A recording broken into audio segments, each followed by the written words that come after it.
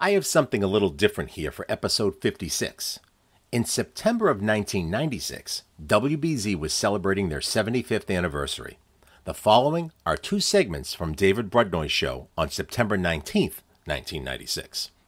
After a retrospective open, David, who I will refer to here as Bruds, so as to keep the David name count manageable, joins us with his special guest, Dave Maynard.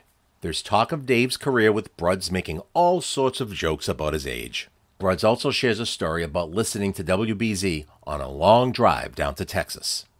Together, they take many calls from listeners that share all sorts of memories. Larry, who recalls a very tense call Dave took when he was on the overnights. Andy from Lynn asking about some former WBZ personalities. Barbara with a quick memory. Frank calling back due to a threat. Brian with a heartwarming story.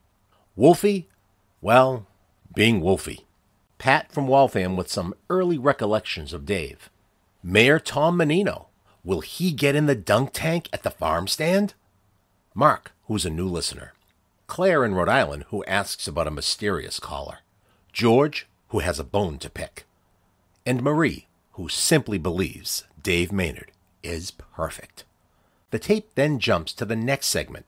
David's guest is former WBZ producer and host Kenny "Muck" Meyer. We learn of his wide-ranging career at the station, from working with Larry Glick to having his very own show. Ken also gives his thoughts on the state of radio at the time. And Bruds gives Norm some props. They take some calls, starting with Mark, who asks how Ken got his nickname, Muck. Leon from New York talks about a local radio poll. Paul in Milton asking about a special broadcast. And Louise in Framingham, who's not happy about all the sports on WBZ at the time. Bruds tells us the reason why. A why that wouldn't happen for another 13 years. I hope you enjoy this episode. It was excellent to hear the two Daves in great voice once again. This is Duke Mantee, the world-famous killer. Join us in a glass of beer? Hey. Jackie, turn on that radio and back here. This is Westinghouse. The cops ain't likely to catch up with us, not tonight. So we can all be quiet and peaceable and have a few beers together and listen to the music. On WBZ Boston, WBZA Springfield. First living fighter phone announcement. Skies from now on. The Johnson Wax Program with Fibber McGee and Molly. First, we'd like to ask you to let us know if this broadcast is reached. Please drop us a card addressed Westinghouse. With a hard right to training, ladies and gentlemen of the radio audience. We made it. Charles A. Lindbergh landed at Le Bourget Airport. Hey, listen, the man is just about to say it. Yeah, let's everybody. This is Rudy Valley. This is WBZ Boston, WBZA Springfield. I'm back in the saddle. Who knows what evil lurks in the hearts of men? This is Tarzan, Lord of the Jungle. Radio 1030. On the call to do shows. Your boys are not going to be sent into any armed war. We interrupt this program to bring you a special news bulletin. The Japanese have attacked Pearl Harbor. Land was made this morning on the coast of France. The Japanese have accepted our terms fully. This is the end of the Second World War.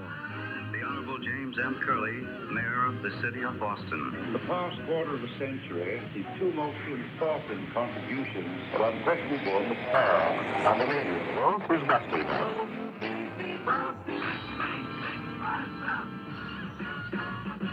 We surveyed the hit parade for Boston on WBZ.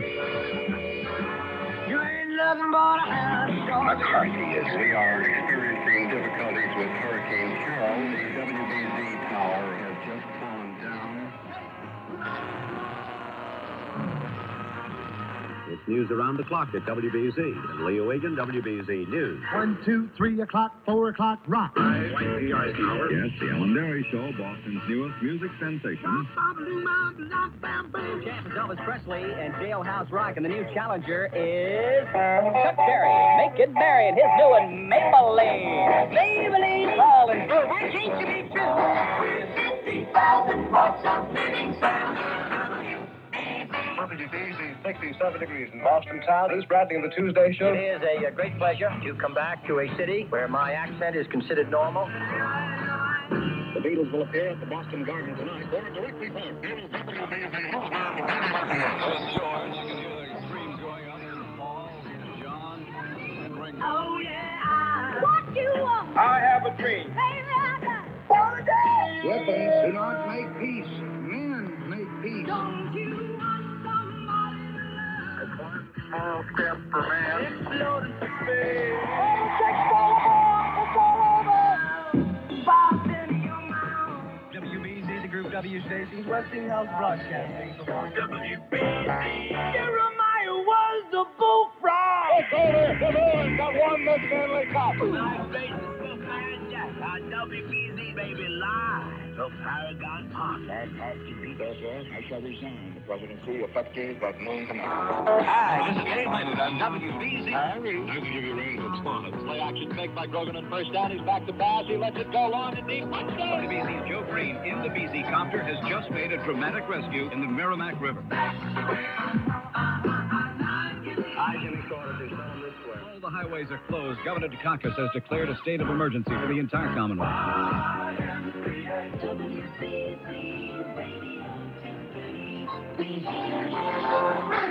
ahead. Make my day. Patriots win! I'll be back. Hi, everybody. This is Dave Maynard. Our farm stands for Children's Hospital this year. We're rocking and rolling, aren't we? Read my lips. Winds of change are blowing in Eastern Europe. Bring it on! This is it. Good morning, Gary LaPierre, WBZ. WBZ. Boston. WBZ News, I'm Deb Lawler. Now look at the weather with Elliot Abrams. This is Carl Stevens. WBZ News, it's an all-out blitz as U.S. planes begin an attack on Baghdad. I'm Anthony Silva, and this is New England Business. This is Gil Santos live at the Boston Marathon with a winner of the women's division once again, Buda Pippig. I'm Jay McQuaid. The snow is flying. Another I'm Tom Cuddy. It's the end of an era. Boston Garden is closed. I'm Diane Stern. It's time for Traffic on the Breeze with Jill Stapleton, Alan Siegel, Joe John, Santa Joe. Good evening. This is David Brudnoy. Tonight on WBZ. Bob Raleigh, the approach. WBZ. The news you need. Celebrating 75 years. WBZ. News Radio, 1030. Not all of us were here 75 years ago. Nor was I. No, you were. Well, for some of it. Maynard. For some of it. Dave Maynard. I remember when you used to make people pronounce it properly, David. And I always learned, never Maynard. No. Like nerd, Maynard. Especially when my father visited Boston. Absolutely. You look great last night. Your wife looked wonderful, too. We are celebrating the 75th anniversary of WBZ, Indeed. which went on the air on September 19th, 1921. Our sister station in Pittsburgh, KDKA, went on 10 and a half months earlier to cover the election returns when Warren G. Harding won in 1920, and then we came along next. And Dave has been here for 72, 3 of those years, right? Go ahead, fool around. Okay. Well, I always wanted to have the opportunity to do a morning show with you sometime. I remember when you and Gary and Gil were on together and would do these routines, and it was always 2 against 1, and it was shifting. It was like 1984. I mean, the book, not the year. And actually, you were working with us in 1884, I believe, weren't you? With tin cans? One more, Dave. I'm sorry. Just one more. Remember, David, you're in the mothership and I'm in the smoking annex here. David Maynard joins us here, and tomorrow, of course, no, tomorrow, Saturday, is the WBZ farm stand. Once again, it is from WBZ's backyard, which is a much more elegant backyard than Eric one before. You've been doing this now for what, 20? No, 14. 14 years. All those rutabaga, all those things. It's been great. And I'm not kidding when I say 35,000. I'm impressed each year. 35,000 pounds of produce. That's a lot. It's remarkable. And all of the proceeds goes to Children's Hospital, which has been our favorite cause at WBZ for many, many a year. Dave, obviously, I listened to you both when you were the overnight guy and in the morning, and I'm trying to think, when When did you first do the overnights at WBZ? 1979, 78. I only did it for 1 year, to the day, very strangely. No, it's fine, because I remember I used to drive down to the Cape on Friday nights and would listen to you. And when I left another radio station, beginning with W, which no longer exists, the last numbers of which are HDH, letters rather, and I used to listen. I thought, who is this wonderfully wacky guy? And I thought, one day, maybe I'll get to meet him. What was your first shift, or what were your first shifts at BZ? I did 6 to 8 when I first came on the air. That's dinner time, and then I was on the air on 10:15 to 11:30. To tell you the truth, 10:15 to 11:30. I can't remember why. They were breaking in some kind of the start of a talk show. It might even have been John Bassett. I can't remember, but so I used to go out and watch operations. A friend of mine had an interest in a hospital. He was a surgeon, so I used to go suit up and wash my hands and face and get good and sterile, and then walk in and watch operations. Oh my God! So, well, you had to do something between 10:15 and 11:30. But it was strange shift. I guess you very weird indeed. So you moved around the dial. You have basically been in almost every show. Day every part. show, but the time that I've done it many times, but not as a regular bit. The time that you're on the air. Yeah. Well, these are the hours where people sit back and they think about the wonders of radio. Dave, we'll stop the kidding, because clearly you're a young guy in your late 50s, and I don't want to pretend that you've been there as long as Carl DeSouza, of course. Carl looked wonderful last night, didn't he? He really did. He really did. He's terrific. It was, we had a little gathering last night for 4,000 or 5,000 of our, what was it, 400 or 500 of our WBZ staffers present and past, and some of our sponsors and friends of Mayor Menino, who'll join us a little bit later in this hour just to say hello. And since he's a native of Boston, he undoubtedly has listened to Boston for many visits. Carl said something that kind of endeared him to me even more. I said, "How are you feeling?" And he said, "I'm fine, just as long as the pills keep working." Oh, I can understand that, Dave. I know exactly what he's talking about. I'll tell you, there are many, many worse things in the world than being a pill popper when they're prescription. It's not the worst thing going. And he looks great. Dave, you have done this in your sleep. You can do it now awake. We're going to take calls. People would like to talk with you and give a sense of their feelings about WBZ, and we're going to do that for a while tonight.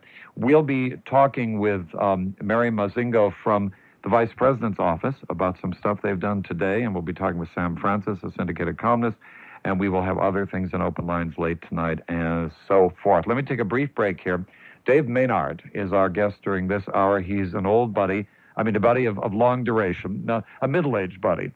Keep fumbling. You'll end up with something. The presence of you intimidates me. I saw you last night, and my legs. I intimidate you. Yes, I bubbled with intimidation. I burbled and babbled when I saw your wife. I said, "Thank God, somebody who I can give a hug to," because to touch you is like touching Queen Elizabeth. It's not done. One does not touch royalty. I was going to ask you if you please use only words that I understand.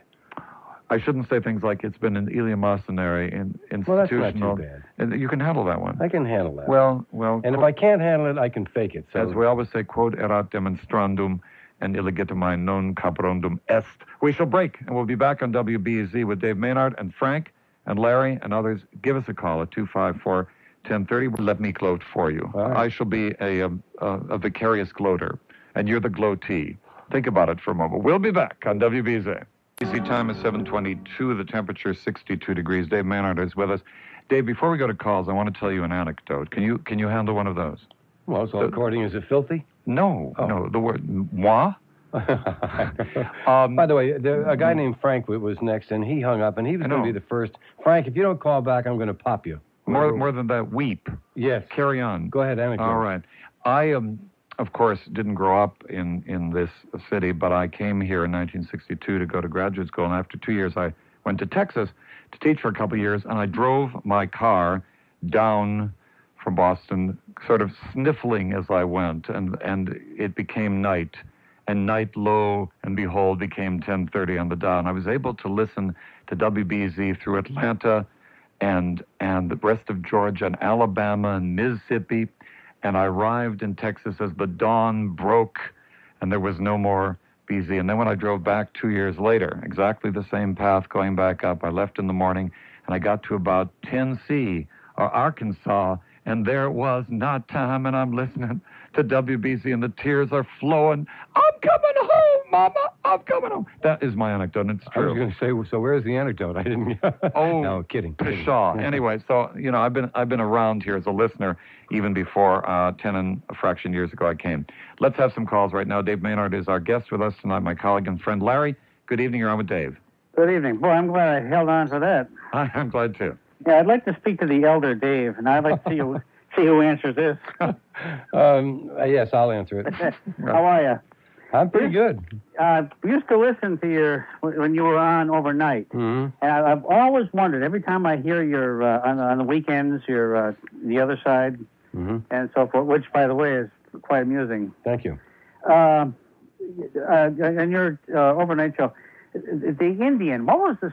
Who was that guy? The Indian was a Mohawk. I think that's the tribe. He was a full-blooded Mohawk Indian, or at least half. And he was a construction worker, the high beam type of worker. And he was one of the funniest men I'd ever met. And he used to, remember, he used to pop the cans of beer open. Yep. He said, "Here, get next to the radio, Pally." Yeah. And he'd call me at breakfast time. He'd have a tall can. And then somebody called in and said, "You know why he drinks tall cans of beer?" And I said, "I haven't got the slightest idea." He said, "Because he has a very big nose. And he hides it behind the beer can." Then there was a woman, an older woman who used to call all the time. Olga. Yes. I couldn't think of her name. David has long-term memory, but ask him what he had for breakfast yesterday. Gone. No. It's very, very easy.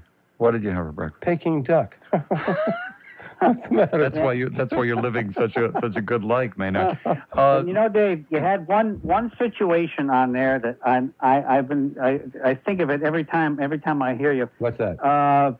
There was a guy who I think he was a single father, and somehow the police were involved, and you kept him on the phone. Man called me up and he said, "I've just taken 40 pills and I had a quart of 100 proof vodka, and I just wanted to call and say goodbye." He was very serious about it. Oh, yeah. And I kept him on the line for about 15 minutes, talking, just getting little bits of information and piecing it together, and we were able to call. We found out where he had worked.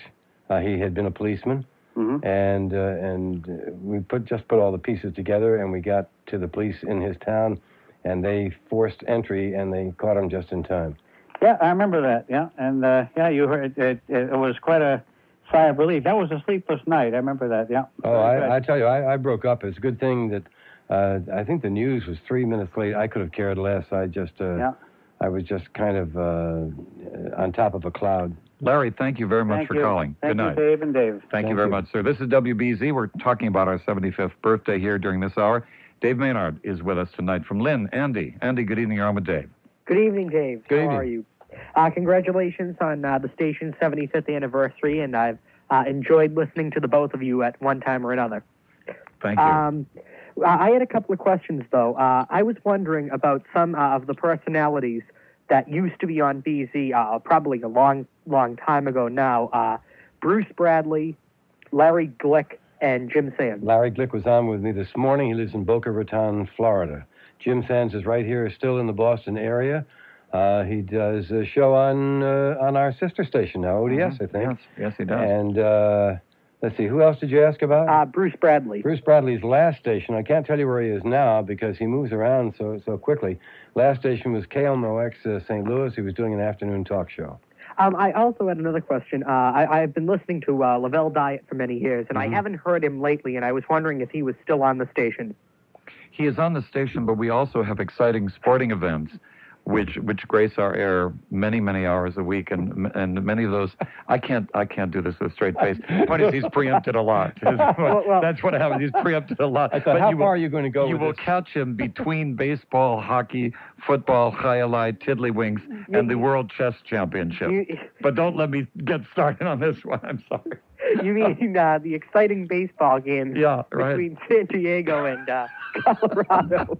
There's a plan. There is a master plan. Right. One day this too shall pass, and all will be well. I've been guaranteed things will get better. But anyway, the sad thing is that there's less Lavelle than you want, and that's the way it goes. But Lavelle has a job in another city primarily. Nobody knows where or what, but he's honorably employed, and he joins us on weekends to do what he's done here for, I think, about 20 years, I believe it is. Anyway, Andy, we'll pass that message on that you care. A lot of people care, and they've told me so. Thank you, sir. Thank you, David. Good night. Let's move ahead. Dave Maynard, our guest. We're talking about WBZ itself. It's a little self-interested, but every 75 years we can do it. Maynard says he'll be here for the 150th. Barbara, good evening.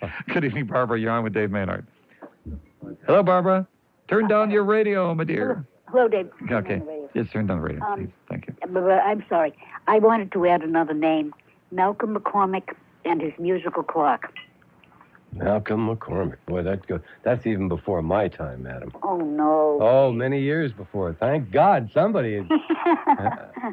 Yep. He had a little thing that went tick-tock in the morning each day. Okay, I just wanted to mention it. Thank you, dear. Thanks for the call. My pleasure. Thanks, Bye. Barbara. Bye-bye. Bye-bye. Once again, our phone number 254-1030. The area code in Boston is 617. It's exactly 7:29 and a fraction, 62 degrees. We'll take a little break here. Brian and Wolfie, be back, as they say. And we have a couple of open lines if you'd like to fill them up at 254-1030.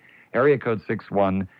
Also, later tonight, we'll be talking with Kenny Meyer, who's also a veteran of WBZ, and he'll join us in the final hour tonight, so we will open and close with a little retrospective of this station. It's now 7:30 exactly. We'll be back before too long. Actually, on Saturday, September the 21st, the 14th annual farm stand for Children's Hospital will be held right across the street from the WBC studios on Soldiers Field Road. That's in Alston. In case you haven't heard, Children's Hospital in Boston has been rated the #1 pediatric hospital in the country for the 8th year in a row, and you have played a big part in making it so by supporting our farm stand. Any questions? Call the farm stand. WBC time 7:34. Can you imagine giving an award, a distinguished award to the Internal Revenue Service? We have a guest here, David, at 8 o'clock, who has done just that on behalf of Vice President Gore, and we shall talk about it. Meanwhile, back to you and our WBZ friends here. Dave Maynard is with me. We are celebrating this very day, the 75th anniversary of the first broadcast by WBZ Radio. Frank, good evening. You're on BZ. Hello. Hi, how are you? Fine, thanks. I called back because of Dave's threat. Good. That's right. Dave means it. When in doubt, threaten. I have seen him do that. He threw me into shark-infested waters one day, some years ago, actually. Almost, didn't you, Dave? Anyway, Frank, go ahead, please. I'm just calling basically to express my appreciation. I grew up with WBZ, and I left the area for a while to go to school and to work, and I've just recently returned, and to hear the personalities back on the air, it's much like your anecdote that you described to David earlier. It's a bit of a homecoming. So I want to thank you for your years of service. And David, sometimes I'd like to hear from you, not tonight, but why it is maybe you left academia and went into broadcasting. I'm still in it. I teach at Boston University, as a matter of fact. Oh, okay. Yeah, I just keep my finger in. I'll tell you, short story. I was one of 5 billion PhDs looking for a job in Boston, and the best offer I got was in Guam. And I said, I don't think so. And so that's my. But anyway, I've kept on. I've taught part-time at Harvard and BU and so on. So I keep my finger, and I like the classroom, but I love BZ Radio. Oh, of course. All right. Thanks for doing it, Frank. You're off the hook. Maynard will not come after you. Okay, well, that's good. Besides, I'm very subdued today. I was here at 6:25 live this morning, or as close as I could make it. Well, you've been getting all those vegetables polished, haven't you? I have. And you also, by the way, we shouldn't make people feel it's just a farm stand. It is lots of stuff besides. Dave, take a minute of my precious time and mention our precious WBZ farm stand Saturday morning from dawn onward. The greatest values in fresh produce and baked goods. We have great food to eat. We have 2 different breakfasts, blueberry pancakes, which are traditional with us, and sausage, or ham and eggs and home fries. We have roasted chickens through the day, and hot dogs and hamburgers, of course, and Italian sausages, the big plump ones. We have petting zoos. We have moonwalks. Do we get to pet you? Yeah. Well, yes. What time does it start, Dave? The petting or the... No. Oh. The whole thing. 7 o'clock about. Believe it or not, don't whisper to anybody. I have a bar mitzvah on Saturday. Can you imagine me entering a house of worship? But anyway, so I think I'll pop by before the bar mitzvah. I will not have ham and eggs, however. No. Before the bar mitzvah, this would be a bit much. But anyway, I understand. I haven't been at the farm stand for a couple of years, but it's in our backyard, which is more convenient when you used to have it in Detroit or wherever it was. There's something for everybody, and that's what is so great about it. Even the man who walks around with a python around his neck, there's a place for that too. Oh, I remember him. I will be there. I'll see you Saturday morning. Let's get going. Brian, good evening. You're on BZ with Dave Maynard. Hi, Dave. How are you? Howdy. Good. I just wanted to say hello to you, and I've talked to David Brudnoy a few times in the past, but, you know, you helped out my mom. I don't want to embarrass you, and, you know, about, I was like 16, 17, but no, probably like 15, 16 years ago, we were kind of going through a difficult period. We were moving, and she didn't even have a credit card at the time. We're doing much better now, of course, and she's somewhere and I'm somewhere else, but you helped her with a refrigerator or whatever, and it was a big thing at the time, you know. Maynard is blushing. Dave, you see how they love you. No, but I mean, done. No, it's true. I've heard these stories for years, and I know they're true. It was such a good deed overall, and it was just extending yourself far beyond just, you know, as a, you know, radio personality. And at first I felt badly because I had the stonemason etch my name on the refrigerator so you could never wipe No, it it wasn't that bad. No. But, and I happened to, you know, meet you one time, too, because it meant a lot to me. I wanted to say thanks one time myself. I was kind of a shy, awkward teenage kid or whatever. But, and, you know, and I walked up there when you guys were downtown crossing on your Christmas drive, and I'm blind. And I went in there and I said hello, and things were kind of crazy in there, but it was just a big thrill for me at the time. And, you know, and since then, I think my mom and my grandparents, about 4 years ago, before my grandfather died last year, went out there to say, you know, see you at one of the farm stands a few years ago, and it was a big thrill for her then too. And you've done a lot of good for a lot of people. You've been more like a public servant, you know. And as a matter of fact, I guess I'll leave now because I'm too good for everybody around here, and I think you should run for Perot or something. No, well, but no, I don't mean to. I know, I'm only kidding. You know, it's sometimes a little awkward, but I mean, it means as much to me and to my mom still, and I think, you know, it's nice to come across decent people once in a while. Well, tell your mom I said hello, will you? I will, David. Thank you very much, Brian, for calling. Bye-bye. Good night. Bye-bye. Now, by popular demand, Wolfie. Good evening, Wolfie. You're on with Dave. Pat, you'll be next. Hello, Dave. Hello, Wolf. One thing I'll always remember you for, that's Brudnoy. I'm speaking to Brudnoy now, aren't I? We're both here. Whatever. Well, you went to get into a taxi cab at the Lenox Hotel, and the driver didn't know where you wanted to go. For the mild-mannered person you are, when you slammed that guy's door, he could have ordered a coffee and donuts in the Dunkin' Donuts across the street. Are you telling me that the fabled David Brudnoy has a temper? Oh. Yo, Kevin. Kevin has felt the lash of my tongue. Kevin! Yes, Wolfie is right. But it's so rare that I then go and do all sorts of apologetics. I get on the ground and grumble and so on. But Wolfie, you're right. And that you observed it means I have to kill you now. Now for Dave. All right. Dave. Yes. I want you to go through the greatest put-on that the people used to do to you on the last week in November. What are you talking about? Person after person would call you and want to know certain ways of cooking that turkey. Oh, God. Do you know that they have awakened me since I mostly retired, they have awakened me the last 3 years, 20 minutes after 6, and I don't have to get up that early anymore, and say, well, you forgot you had to do I said, nobody told me I had to do but we've sent out, something like 60,000 copies of that. And I still, were you listening to the day the woman called up and she was laughing so hard she couldn't speak, but she did manage to blurt out that she had just put her turkey in the oven, but she hadn't noticed that she put a can of sweet potatoes unopened in next to it and back where she didn't see, and that's not how you heat up. And it blew up. It came right through the glass of the oven. And I said, where is it? She says, on the ceiling. Where the hell do you think it is?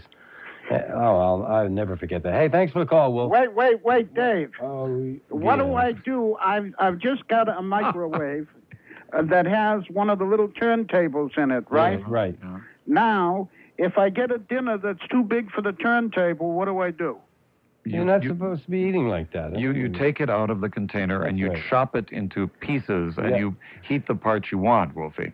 Oh. Okay, thanks for calling. Bye-bye. By the way, Dave, I know the best way to order, to create a turkey. Yeah. You go to the Ritz and you say, waiter, let's take another call. WBZ time is 7:42. The temperature is whatever. And who cares? And who cares, and so on. The phone number here, 254-1030, area code 617 in Waltham. Pat, good evening. You're on with Dave Maynard. Hi, gentlemen. Hi, Pat. Dave. Yeah. Hi. You know, David Brudnoy, I remember Dave Maynard when you first came to Boston back in the 50s. Mm-hmm. I think you started at BZ, and if you didn't, I won't mention the station because it's not far away. It isn't on the air. I was with two stations for 3 years apiece, and they both changed their call letters after I left. I don't know why. You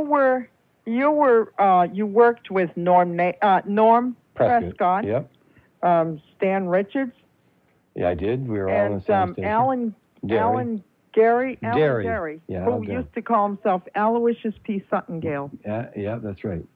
And I remember you also on TV at Channel 4, you used to do Star of the Day, who will it be? Do you know that I've had people approach me, people walk up to me, not necessarily in this state, in lots of different places, and they don't say, hello, are you Dave Maynard, or hi, or something. They start singing that song.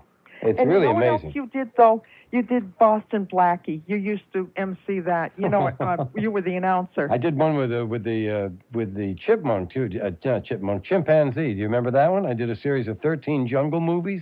No, I with don't this little remember chipmunk. that. Oh. I only heard you on vacations because I went to Perkins School for the Blind, so I only got you once in a while. Right. And I liked Boston Blackie. I really would have liked to have been able to, stay home and enjoy that. And I wish they had kept it on the air. I don't know if you know this, Pat, but in the early Tarzan movies, Dave Maynard played boy.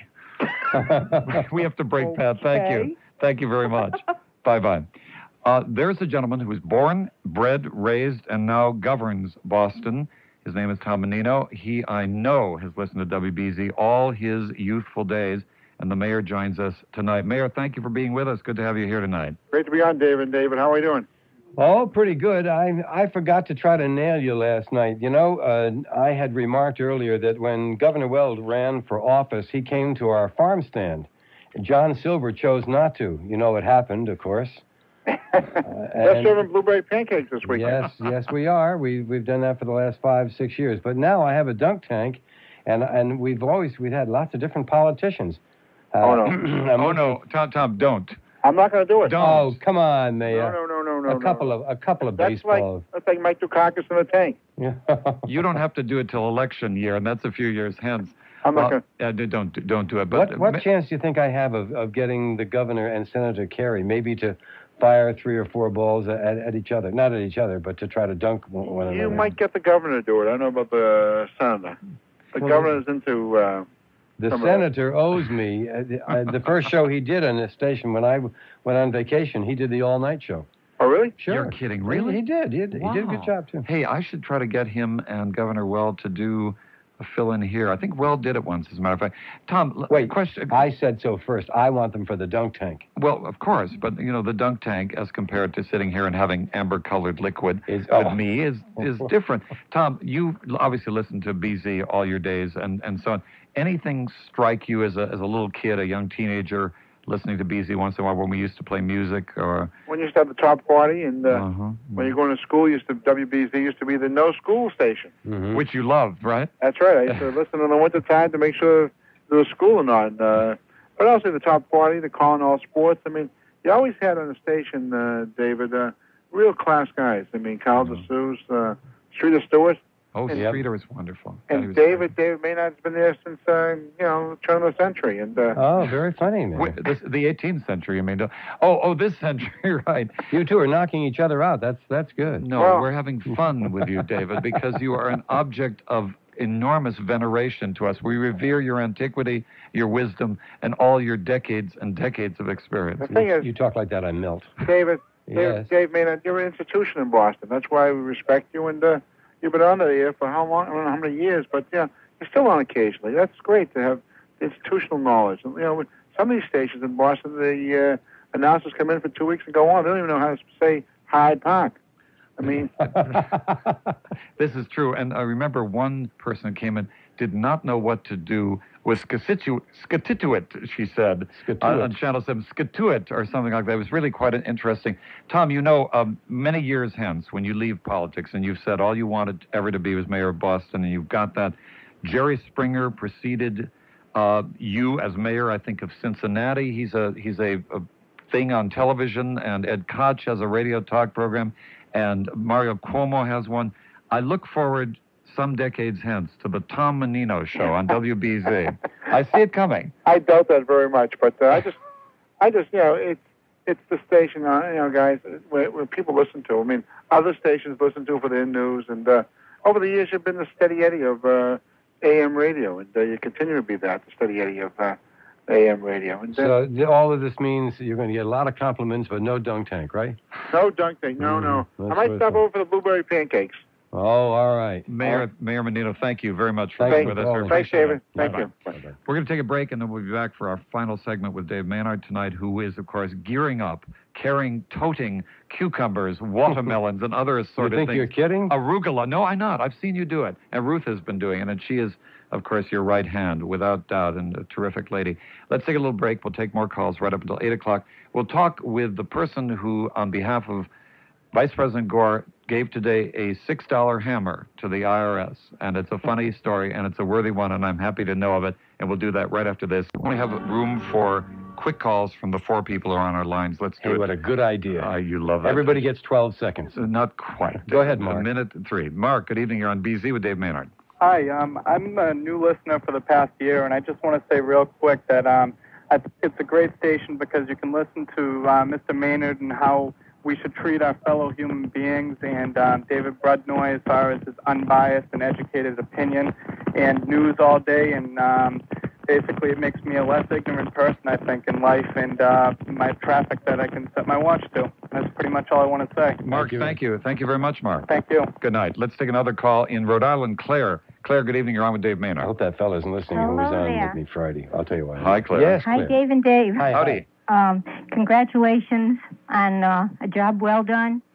And I want to give you a big hearty thank you for making me go to work, get up, chuckle all the way to work, and the early morning shift. And you did that every morning, unfailingly.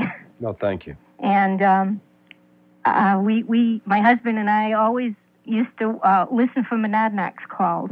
Oh, he's still around, I understand. Who is Monadnock? I'm not sure. Monadnock is a strange, well, yes, he is a strange kind of a fellow who thinks that the telephone poles are listening to him. It's a long story. I'll have to, when I have more time. They aren't? What do you mean they aren't? Well, but he's for real, huh? He's for real. We always wondered. And I'll tell you, I gave him the name of Monadnock, and I can't even remember why. Well. I forget what his name was before that.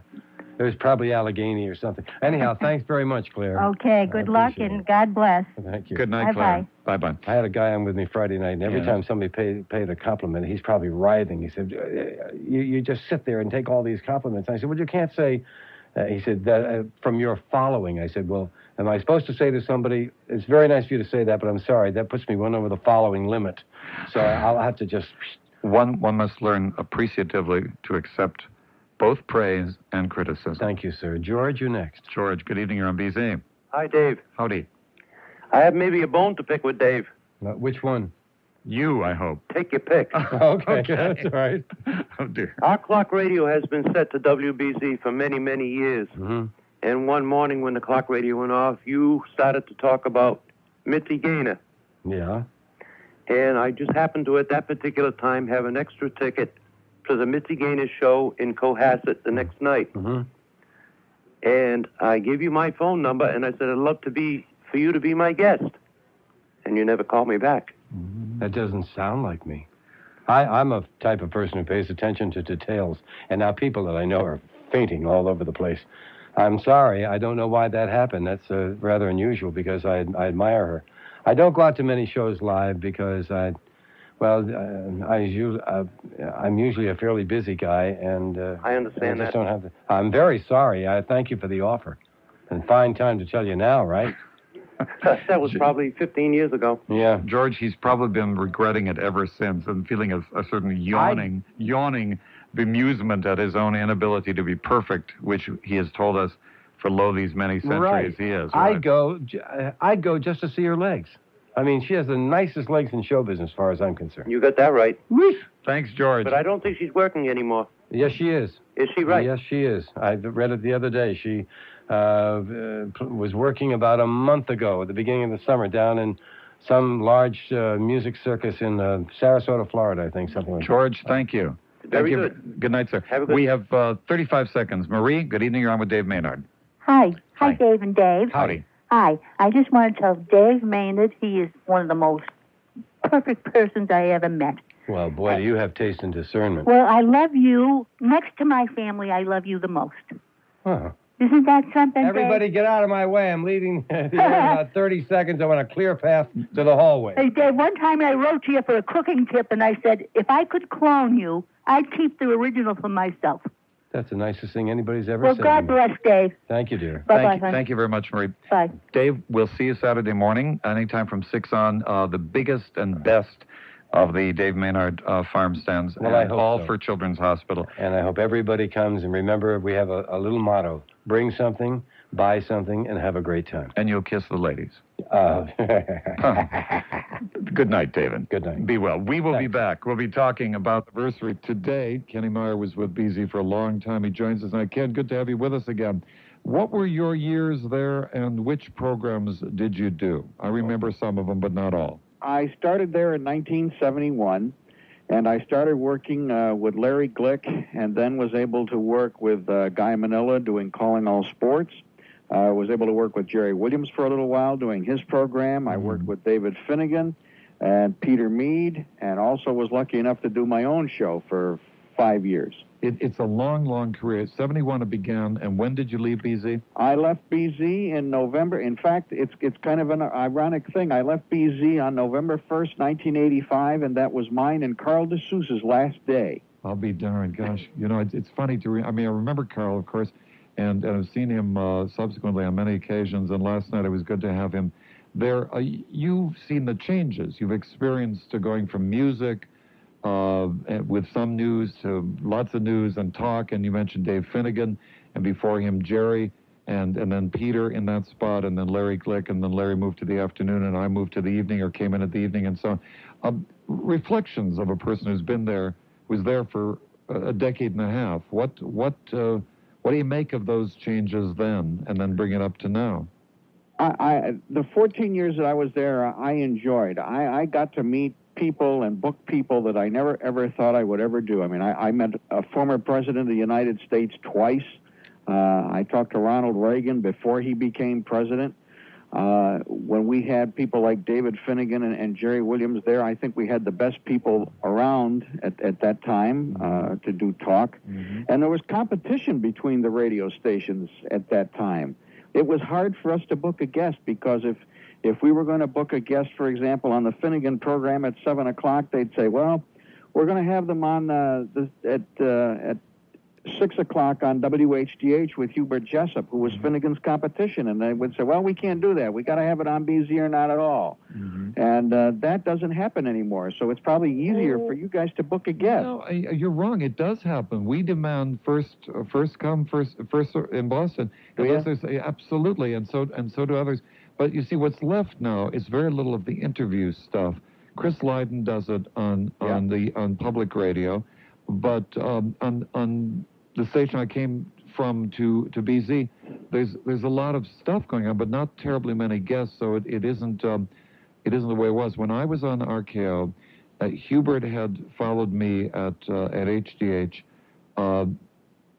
Peter was on opposite me on BZ. Right. And at that point, we fought those good wars, and they were good fights because obviously we had to say, well, this program will do better for your guests. Yeah. And so we won some, we lost some, and sometimes if the circumstances were right, we would say, okay, we'll take it later. Usually what happens now in Boston, guest comes into town at night, I get him at night, next morning he goes over to public radio at Boston University with Chris. And that's about the way it goes, but very few programs anymore are interviewing authors, you know, and it's getting poor for authors. Yeah, I missed that because I enjoyed authors being interviewed, and if you did your homework and really did a good job with the interviews, they really appreciated it, and it was a lot of fun. But, you know, you ask about reflections. Radio isn't funny anymore like it used to be. I mean, when Glick was on at night, it was a perfect time, midnight at night, to be a little crazy and weird. And you don't have that much now. I don't know if it's because of the reflection of the times and the way the economic situation is in the country and the things that are going on, but they always seem to want to discuss politics. I mean, Bob Raleigh does a good job with his quick recall game and his trivia with Mel Simons and all that, but politics still manages to creep in. And when Glick was on the air and when I was on the air at BZ, I always tried to make the show light, and Glick always did it, and of course nobody could do it like Larry Glick did it. He was crazy, and he was funny, and he was wonderful, and that kind of radio doesn't happen anymore. I think it happens with Norm Nathan. I think he has a lot of fun with fascinating guests, often on the most bizarre subjects. I mean, I always ask Tony, who books his guests, from where do you find these people? Yeah. You know, the biggest ball of yarn under the equator. I mean, it's amazing stuff, and you know, and so it's very light. And he doesn't get into politics at all. So you have 3 nights of that in the wonderful hours where people get a little bit around the bend. But there should be more of it. Maybe there should be, but you know, Bob does a lot of light stuff too. But people call on what they want to call on. That's true. And my sense is that a society that is at ease about government is not as interested in discussing it, but a society that is filled with the rage and the fury and the, you know, confusions of politics and so on, really doesn't know exactly what to make of it. So people want to talk about what's getting their goat. That would be part of it, at least, I think. Yeah. Let me take a little break here. We'll be back with our guest, Ken Meyer. Is he? Our number 254-1030. Area code in Boston is 617. Bob Raleigh will be with you right at midnight. If you'd like to talk with Ken, 71 to 85, 14 years of BZ, producing for, among others, Peter Mead and Larry Glick, and had his own program as well, and has lots of stories of that era. Let's hear from you. Give us a call now. Fame, our guest, Mark. Good evening. You're on with Ken. Hello. Go ahead, sir. How you doing? Good. Hey, did Larry Glick used to call you Muck sometimes? Yes, he did. Yes. He did call you Muck, didn't he? Yeah. There used to be a comedy team a long time ago on radio called Muck and Meyer, and Larry, the first or second night I was there, started calling me that, and for some reason it stuck, and a lot of people, you know, took to it, and general managers even called me that name when they would bawl me out about something. It was very interesting. I'd tell you 2 things that I wanted to bring up. One was, I remember Larry Glick, and I think David's right that Norm Nathan does capture the spirit of Larry Glick very, very well. I'm really enamored of his show. But one of the things that I was really fascinated by when Larry Glick used to be on, I was a little kid. I used to get my old cassette recorder out and tape Larry Glick at night off the radio. And didn't he used to have some mafioso guy who was supposedly a hitman or something come on? Was that for real, or was that set up? There were a lot of characters that were set up with Larry. I can't recall off the top of my head the gentleman that you're talking about, but I know, for instance, one for sure was a guy that was an English lord in Florida, and Larry called him Lord Farthingay. And it turned out that this guy was a disc jockey down in Ohio named Steve Cannon. He used to call him Boom Boom Cannon. So my image of Lord Farthingay was shattered like the second or third week that I was at BZ. So some of the characters were set up, and that was one of them. One of the more funny comments, well, not funny, rather macabre, that Larry did make, I remember somebody called in once and just was describing this murder scene of a woman who was basically cut into pieces, and his comment was, sounds like she had a date with Muck. Oh, dear Lord. Wow. I mean, I remember a lot of things that happened with Larry and a lot of interesting ones as far as guests and all that kind of thing, but I don't remember that particular comment. I think Glick said to me when he went to the afternoon, he said, you know, I finally can have a nightlife like a normal person. I've wondered sometimes, Kenny, whether I should try an afternoon show. I don't think so. But Larry was so happy to have a different shift for once. And I remember I wonder if he's still doing his hypnotism stuff in Florida. Do you know? I have no idea, but that's interesting because when Larry got off nights, so did I. Yeah. And I started working days, and it was so weird to be up at 8 o'clock in the morning. And after a while, I got to enjoy it. Yeah, there is something about being able to say yes to a dinner party, right? Yes, exactly. Yes. Mark, excellent call. And by the way, nobody says enamored of except you and me and 3 other people. Bless you for speaking English, Mark. Thank you very Good night, sir. Bye-bye. Leon in New York, good evening. You're on with Muck. Yes, hi, David. Hi. I'd like to say, first of all, that I think, in his way, David Brudnoy is in the same category of excellence as Larry Glick. But he's much funnier than I. Well, you've got a different show. But, I know. I thank you for saying it, sir. Thank you. Well, as a matter of fact, they had a little informal poll talking about radio talk show hosts in this area not too long ago, and you were mentioned time and again. In New York, really? Yeah. Very good. Happy to hear it. Tell my management. Get us syndicated. Well, for one thing, don't go on days we wouldn't be able to hear you. You're right, unless we were syndicated. Right. I'd like to say, and maybe this has already been mentioned, but I have a slight visual handicap myself, and so it gives me heart when I know what many things Muck accomplished, even though he's blind. Mm-hmm. And I think that this must give courage and encouragement to many other people with serious visual handicaps out there who would like a career in radio but think it can't be done. Well, now, that's interesting because I've thought an awful lot about that and what it would be like to go. Number one, I would love to go back. I would go back tomorrow if the chance ever came up. Yeah. But when I was at BZ, I was able to do everything as far as running a board was concerned and all that kind of thing. But I don't know if I could do that now because there are what's known in the business to anyone that's listening, touch screens. Oh. Which means that you can't take a cartridge to play a commercial and put it in a slot and push a button anymore. No, that part of it, you could do the talking, though. I could do the talking, yes. But as somebody said to me once, radio has suddenly become a very visual medium, meaning in that particular sense. And I don't know, it would be interesting. I mean, I would love to try it. Yeah. Well, may I ask, what are you doing now? I work at City Hall in Boston. I work for the Disability Commission at Boston City Hall. I have been there for the last 5 years. That's wonderful. I want to wish you good luck and keep up the wonderful work, David. Thank you very much, Sam. Appreciate the call. Ken, a question. When you booked guests on books, for instance, for Peter or Dave or anybody, how did you know whether you felt confident enough to do it? My producer, for instance, scrutinizes things before we book them, and then I read them. But we get 55, 60 books a week. I can't, I'd die if I try to do everything. So you do a few of them. Yep. How did you do that pre-screening so that your hosts knew it was worth doing? Sometimes I would talk Larry into something that I knew would be good.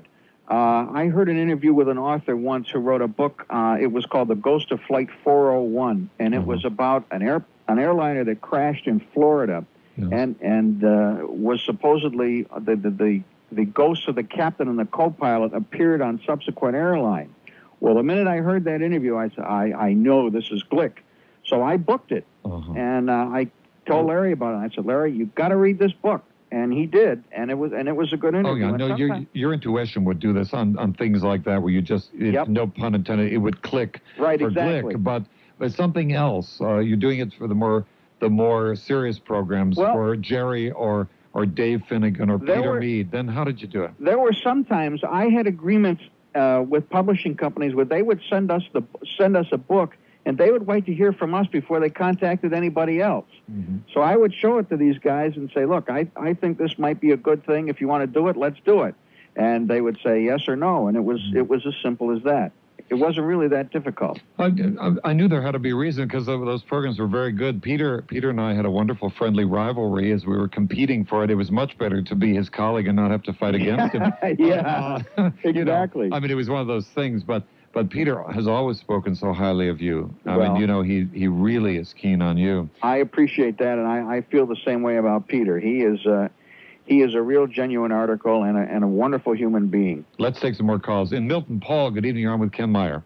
Hi, David. How are you? Good evening, sir. Hi, Mark. How are you doing? Good. How are you? Good. I want you to reminisce about, was it 15 years ago you put, well, first of all, I think I agree with David's comments about the very nature of talk radio today, particularly the other station that begins with W. They all begin with W. It's sort of like Twinkie. It's the equivalent of a Twinkie. Yeah.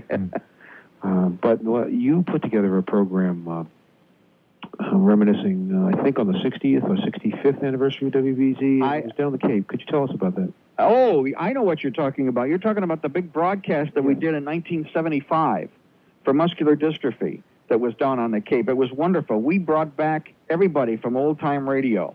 We had the Friday night fights. We had actual boxers, and I know how much David enjoys sports. He's going to love to hear this story. Oh, yeah, Ken, tell me more. We actually had professional boxers. We had a gentleman named Guy LeBeau out of New York here, doing the broadcast live, and we even had Gillette sponsor it, just like they did in the old days. We had some of the soap operas with the actual stars. We did The Romance of Helen Trent. We did Argyle Sunday. We did The Shadow with Brett Morrison. We had, obviously we didn't have Jack Benny, but we had an impersonator who impersonated Jack, and we had everybody else from the Benny cast. And it was a whole weekend. It started at 6 o'clock on Friday night and ended at midnight on Sunday night, and it was great. I mean, it was, if you were a fan of old radio back then, and you could really get into it. Of course, I had a ball that weekend because I got to meet people that I heard when I was little. My mother used to tape soap operas. She used to tape Helen Trent and Argyle Sunday every day, and I got to have dinner and lunch and breakfast with these people. Muck, I did too. My school was right across the street from my house, grade school and junior high school. So I got to come home for lunch, and my mother and grandmother would listen to Argyle Sunday and Helen Trent and Ma Perkins and so on and so forth. I want to test your memory. What was the opening to Argyle Sunday every single day? Oh, let's see. Something about a little mining girl from Silver Creek, Colorado, who married Lord Henry Brentham. No, who married England's richest and most handsome Lord Henry Brentham. Right. Yes. Right. All right. Now, do you remember the name of the estate that they stayed in? No. Black Swan Hall. You're right. Right. You see, Paul, you see what happens when guys who grew up listening to Argyle Sunday and Lord Henry Brentham. Yep. And Paul, because you're older than I am. Don't rub it in, Paul. Go away. Go to bed. Good night, Paul. This is WBZ in Framingham. Louise, good evening. Hi, Louise. David, I thought some of calling you personally on this, and then I thought it might be too abrasive, so I'm going to attack both of you. Okay, go What ahead. is the rationale in WBZ's emphasis on sports in the evening when we would so much rather be listening to you? In fact, there's no comparison as to rather. I can tell you because it's public knowledge. I wouldn't say anything that was proprietary, but the sports columns have already noted for the last year, BZ is hoping to buy another AM station, and will move the sports to that AM station, and will then become a sports station, and BZ will go back to being news and talk. Well, Deo Gracias. Yeah, Deo Gracias indeed, and from your lips to God's ears, or at least management's ears, I think the Bruins will remain with us, because I think they will remain with us, but see, I am a fan of sports. Yeah. I don't have anything against sports, I just don't want it during my hours, but what am I going to do about it, yeah? I enjoy sports. When I was at BZ, the Bruins won the Stanley Cup in the 71-72 season, and it was thrilling for me to be associated with a station that carried the Bruins and won a Stanley Cup. Well, that's fine, Kenny, but when we who are fans of David, that's a weak word. Admirers, such deep admirers. I really, truly mean this. And your sit-ins when it's necessary, and to turn on the radio and hear this constant, I just don't get it. It really offends me. It will be over soon. It will be. Thank you, be as Jim Baker and Greenidge and Jack Craig and all the sports reporters have written. That's why I say I wouldn't say anything that was private, but it is known by people who read the sports columns that that's what the plan is. And I every day I say, when? Thanks for the call, Louise. We got a break. You're welcome. Thank you. Kenny, great talking with you.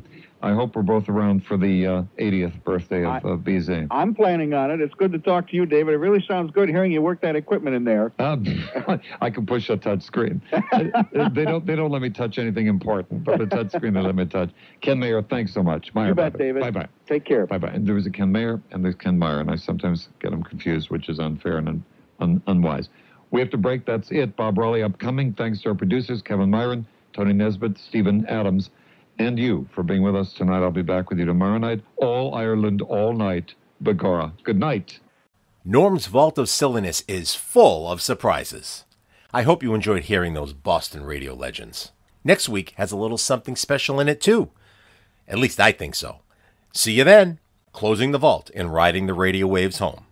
For the farm stand, the WBZ Smoking and Drinking Annex, Clear Channel radio signals, Bruce Bradley, Jim Sands, Lavelle Diet, Malcolm McCormick and his musical clock, Norm Prescott, Stan Richards, Alan Derry, Aloysius P. Suddingale, Community Auditions, Boston Blackie, Tom Menino, Monadnock, Mitzi Gaynor, Taste and Discernment, Larry Glick, Guy Manella, Jerry Williams, Dave Finnegan, Peter Mead, Carl DeSuze, Kenny Muck Meyer, Dave Maynard, David Brudnoy, and the venerable WBZ News Radio 1030.